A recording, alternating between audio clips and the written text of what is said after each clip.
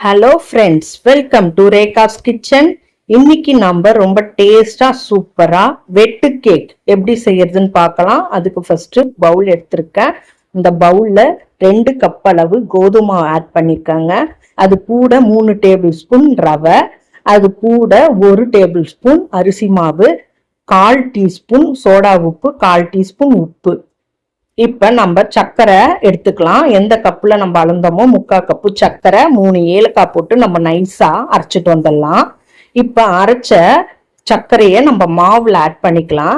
Add பண்ணி நம்ம தேவையான அளவு தண்ணி ஊத்தி கொஞ்சம் கொஞ்சமா நம்ம பிசைஞ்சிக்கலாம். தண்ணி தெளிச்சு தெளிச்சு பிசையுங்க.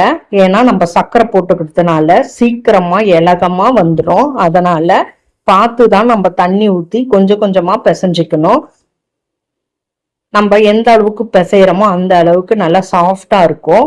நல்லா அழுத்தம் கொடுத்து நல்லா பிசைஞ்சு வைங்க. மாவு வந்து நல்லா பிசையணும். இந்த அளவுக்கு பிசைஞ்சதுக்கு அப்புறம் 1 டேபிள் ஸ்பூன் நெய் ஆட் பண்றேங்க. ஆட் பண்ணி நம்ம மறுபடியும் நல்லா மாவை பிசைஞ்சு எடுக்கணும். நம்ம நல்லா பிசையணுங்க மாவை. இந்த அளவுக்கு நல்லா பிசைஞ்சதுக்கு அப்புறம் இப்ப நான் ரெடி பண்ணிட்டேன். மாவு பார்த்தீங்கன்னா இந்த பதத்துல தான் இருக்கணும். இதுதான் கரெக்டான பதம். இப்போ ஒரு 10 நிமிஷம் கழிச்சு நம்ம பார்க்கலாம். 10 நிமிஷம் கழிச்சு நம்ம மாவை மறுபடியும் நல்லா பிசைஞ்சிட்டு ஒரு சின்ன உருண்டையா எடுத்துக்கலாம். எடுத்து நம்ம சின்ன சின்ன உருண்டைகளா இந்த மாதிரி தான் எடுக்கணும். சப்பாத்திக்கு நம்ம எடுப்போம் பாருங்க, அதே போல உருண்டையை எடுத்து நம்ம ரவுண்ட் ஷேப்புக்கு கொண்டு வரலாங்க. இந்த மாதிரி பாருங்க, நான் ரவுண்ட் ஷேப்புக்கு எடுத்துட்டு வரேன். பாருங்க எவ்வளவு சூப்பரா அழகா வந்துச்சு பாத்தீங்களா? அவ்வளவுதான். அதுல லைட்டா ஒரு ப்ரெஸ் பண்ணி நம்ம ஒரு பிளேட்ல எடுத்து வச்சுக்கலாம். நான் ஒரு பிளேட்லயும் எடுத்து வைக்கிறேன் பாருங்க.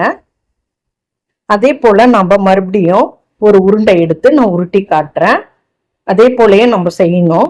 அவ்வளவுதான். இங்க பாருங்க, அதே போல நான் செஞ்சு எல்லா மாவுலையுமே நான் எடுத்து வச்சுட்டேன் ஒரு பிளேட்ல. இப்ப எண்ணெய் வந்து காஞ்சிடுச்சுங்க. மிதமான சூட்ல தான் இருக்கணும். இப்ப நம்ம எடுத்து வச்ச உருண்டைகளை நம்ம எண்ணெயில போட்டு பொரிச்சு எடுக்கலாங்க. நான் ஒன்னொன்னா ஆட் பண்றேன். எண்ணெயில பொறுமையா தான் வேகணும். ஏன்னா எல்லாம் சூட்ல தான் வேகணுமே. அடுப்பு ரொம்ப ஸ்லோவா வச்சுக்குங்க. பொறுமையா திருப்பி போடுங்க. ஒரு பக்கம் கொஞ்சம் செவந்து வந்ததுக்கு அப்புறம் நம்ம திருப்பி போட்டுக்கலாம். நல்லா திருப்பி போட்டு வேக வைங்க. பொறுமையா தான் இருக்கணும். அடுப்பு வந்து லோ ஃப்ளேம்ல வச்சுதான் நம்ம பொறுமையா வேக வைக்கணும். அப்பதான் வெடிச்சு வெட்டு கேக்கு சூப்பரா வரும்.